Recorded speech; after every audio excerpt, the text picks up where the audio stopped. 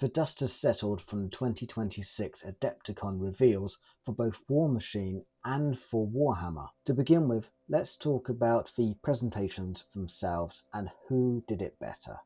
Was it Games Workshop or was it Steamforged Games with their Warmachine keynote speech? I think the first difference really to mention is that Warmachine is presented as a keynote speech of what is coming across the year for 2026, whereas Games Workshop is specifically called a preview show, so you expect different things from these presentations. Games Workshop, you expect to see things that you haven't seen before and that may be coming at some point, as was shown with one of the reveals right at the start, whereas the Warmachine presentation from Steamforged Games is a keynote speech, and they're therefore not necessarily showing off only things that you haven't seen, but showing you kind of a roadmap for 2026 going forwards. As exciting as it is to get previews of things that you haven't seen so you kind of know what's coming up at some point in the future, I think Warmachine wins this one because they give you an outline of when you can expect these as well. They give you a whole 12 months to the end of the year where they're showing you what is coming out in each month. Games Workshop, on the other hand, they tend to just kind of say, here is something that is cool and it's coming at some point. They do give rough timelines on these, but there are some things, as we've known in the past, where it doesn't come out until the next year. And with one of their reveals, which was a bit of a last minute scramble in my opinion, of the Armageddon Steel Legion, that has just been bookmarked as coming in 2 years' time. And as we all know, timelines can shift, so who actually knows when that is coming? Games Workshop, being a FTSE 100 company and a billion-pound company with huge revenue and profits, has obviously spent a lot of money on the presentation. They've got a fancy booth where 2 presenters sit, and they hire out a huge hall at Adepticon. Steamforged Games, on the other hand, with their Warmachine keynote, have clearly got a smaller room and it's much more intimate. They've got a small stage which has a large screen on it to show things to the audience, and it's generally just someone standing from the company who knows what they're talking about with a microphone, and when they switch between talking, they share that one microphone and kind of hand over to each other. Which one is better? Who did it best? I think they're both good. They're both a different style. And on to the biggest hiccup of the night, which both companies had, but in a slightly different way. Games Workshop have somehow, once again, managed to completely fumble the audio. I don't know how they do this at every live event recently, but somehow they have done it again. You probably had 30 minutes, 45 minutes, some people have told me it was longer if you were actually there or watching the stream live, that the audio was not audible at all. At one point they had to share a mic, they kept disappearing off and leaving one host there alone to try and sort it out, and I don't understand what the problem with this is. Steamforged Games had the same issue right at the start when they brought up their first video, but I think that is more to do with someone has to click the audio input on and off and they wanted to click it off to play the video, and then the person went to speak again and they hadn't clicked it back on. I think that is all that is. So it lasted literally 2 seconds, nothing more, just as they started speaking and then someone clicked the audio on. Job done, sorted, no problem. Considering Games Workshop is such a massive company, I don't understand why they keep having this problem. I can see a solution straight away, and that is to have a mic like I've got. They'd use a higher quality one, DJI or something like that, and that would be pinned onto the 2 hosts, and that would record the audio that's transmitted on the stream, and then they've got a big microphone like they've got that just broadcasts out into the room and isn't broadcast on the stream. That way what they're saying is broadcast out to the room, but it's also broadcast on the stream, completely audible to everyone, and I think that would solve the problem. So when it comes to the experience of watching at home on the live stream, I personally preferred the Warmachine one. The Games Workshop one is still very good and shows you a lot, but the Warmachine one I think was the winner. But what about the actual content? What are my highlights from each of them? So they both showed off very different things. As I mentioned, Warmachine gives you a roadmap of what's coming. Games Workshop shows off some stuff and gives you a rough timeline. Games Workshop this year had got a very big announcement, but so had Warmachine.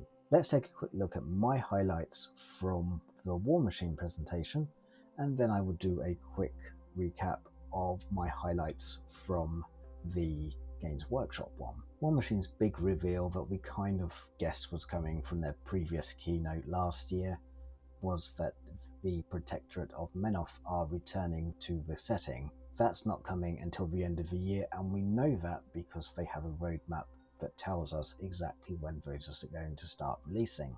But my highlights were actually things like the behemoths, because who cannot be happy with a big stompy robot? So what have we got going on? Let's take a look. The Signar Gravediggers are getting Bandit, who is an absolutely brutal looking war machine. He has got a quad cannon, he has got a ginormous hammer, and you cannot beat that. Look at it, it is just immense. That is going to do some serious damage on the battlefield. We're given concept art which has got scales on there for you, which is nice, and how the model will go together. So you can see he's about 1, 2, maybe 3 human-sized models tall. It's wide.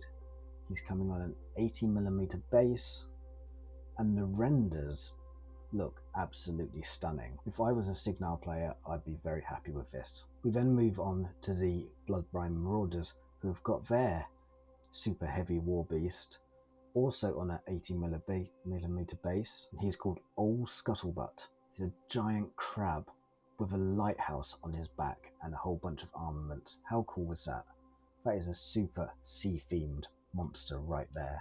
And he is about 4 human-sized models tall by the looks of this. Towers over some of the other behemoths. The renders are beautiful once again, and he's got the lighthouse on his back. He's got a huge cannon, massive claw. I think that this will fit in really nicely, which is good because I wasn't very keen on the Abyssal King that they do for them. So this will make a nice centerpiece model for my Brineblood Marauders. They talked about his rules, that he kind of has this transport capacity, which is his main role, and he kind of throws the units at the enemy. So I'm not sure exactly how that will work in game, but I think it's going to be really fun and a really unique mechanic in the game. So the other super heavy that we've got is for the Chimera and the Shadow Flame Shards, and this is the Shadow Seraph. Looks like it comes in a lot of pieces, will be a bit tricky to put together, but I think that this will be a modeler's and a painter's dream. Looks absolutely stunning, very intricate. It's another massive wyvern with lots of wings, and this I think is going to be an amazing model to put together, paint and build. Hopefully the wings go on quite nicely and you don't have a problem with them dropping off whilst you're waiting for the glue to set, or dropping off and being too fragile if you want to use him in a game. But I'm definitely very excited by this and by the Brinebloods one as well. The other thing that I was very excited about is for the Kithguard, and that is the Fortress King. This may be a model that tempts me to get fully into Kithguard to go alongside my Brineblood Marauders. He's basically a massive troll with a fortress on his back, huge cannon, huge axe, grabbing hand, which looks like it's boosted by some mechanical stuff as well. Lots of little guns on there as well. He is literally a walking fortress. I think we can see a few pygmies in there as well, and I think they're the kind of only size creatures that would be able to go inside this fortress anyway to man it to use the weapons. I think once again a very creative way of separating the Southern Creoles from the other races by having the trolls be the vehicles. In Games Workshop, they had a whole host of stuff as well that I'm very excited about and thought were big highlights this year. We obviously had Wazdaka, who looks as good as we expected, and as we all kind of guessed, that's what the 3 little preview pictures were that they'd got. Some people have said he's a bit cartoony, but I think the flames coming out of the back are optional, and it probably wouldn't be too hard to position him kind of wheels down on the ground if you wanted to, rather than in his heroic pose that he's got at the moment. I'm pretty sure we're going to see some new bikes as well to go alongside him. I just don't think they've shown those off yet. We also had the cog forts for Age of Sigmar, which I think were a fantastic reveal as well. We'd had some leaks that suggested that they were coming, but it was by no means certain. I'm not sure about the legs on them. I'm not sure if I would have rather had them as a tracked vehicle, a bit like the Technodrome from Teenage Mutant Ninja Turtles. What I can see them being good for, as well as Age of Sigmar of course, is if you put a head on there, you've got an Orc Stomper in some ways, haven't you? I'd love to see the size of them next to an Orc Stomper. I think that they could make for some alternative mech creations in the big stompy stomper kind of area. The Clan Escher stuff for Age of Sigmar Spearhead looks absolutely beautiful as well as the new box set for Spearhead as well. I just love them. They're so dynamic. I don't think, even with all of the new Skaven sculpts, I don't think we've seen anything that's quite as dynamic as these models are. They're unique, they'll stand out from the rest of the Skaven force, but they are also great models in their own right if you want to look at them up close. There's enough detail on them to make them interesting, but not so much that if you wanted to do a quick paint job on them that they wouldn't look good en masse. And I must admit, I'm tempted that maybe this would be a good Spearhead to paint up and have a go with. And of course the big highlight is the fact that 11th edition is coming. I'll probably do a video another time about my thoughts on the 3-year cycle. I'm not the hugest fan of the 3-year cycle. I think that the games come out too often, to be honest, but still it's exciting. There's nothing you can say other than that. I love the callbacks with the box art and the content to 2nd edition. The Primaris Marines are starting to get a bit more bedded into the setting with their model range, and the Orcs are getting a whole bunch of new stuff as well, which, come on, I'm an Orc player, that's going to be fantastic. The new Walker for the Orcs looks cool, but I have to say I was kind of hoping that we might get a new Dreadnought kit. But 11th edition coming, new rules, hopefully more focused on having fun rather than tournament play. That's just my personal opinion on what I would like to see, and hopefully it revitalizes some of the enthusiasm that I feel people have lost with 10th edition and 9th edition a bit as well. Those are my highlights from the announcements from Adepticon 2026. Have I missed anything that you really loved, and why did you love it? Let us know down in the comments. And who did it better? I think they both did a great job. They cater to different ways of presenting, but I think on a technical aspect of just making it enjoyable, I think Steamforged Games won this one. But what do you think? Did you watch both, and did you have a preference as to which one you like? And do you like the previews versus the keynote better?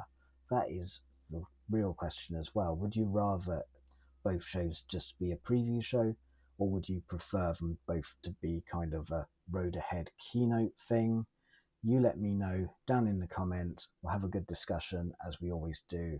Thank you for watching, and I'll catch you guys all in the next video.